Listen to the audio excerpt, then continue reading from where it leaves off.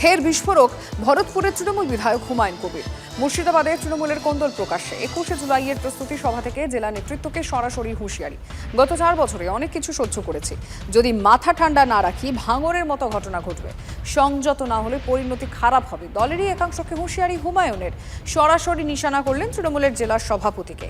লোকসভা ভোটে নিজের ওয়ার্ডে 3 নম্বর হয়েছেন, কিন্তু ক্ষমতা আঁকড়ে থাকতে মরিয়া। এসবের মূল্যায়ন হওয়া উচিত, বিস্ফোরক হুমায়ুন কবির। 4 বছর 2021 সাল থেকে 2025 সাল 26-এ ইলেকশন তৃণমূলের বিধায়ক হিসাবে অনেক কিছু সহ্য করছি, অনেক কিছু লক্ষ্য করছি, কিন্তু মাথা ঠান্ডা রেখেছি। যদি মাথা ঠান্ডা না রাখি তাহলে সাঁইথিয়ার মতো ঘটনা ঘটবে, ভাঙড়ের মতো ঘটনা ঘটবে। আমি আগাম বলে দিচ্ছি, এই জেলা নেতাদের সংযত থাকুন। সংযত না থাকলে তার পরিণতি কিন্তু খুব খারাপ জায়গায় যাবে। কারণ আমাদের পিছনে লাগতে আসবেন না, আমরা কারো পিছনে লাগতে যাই না।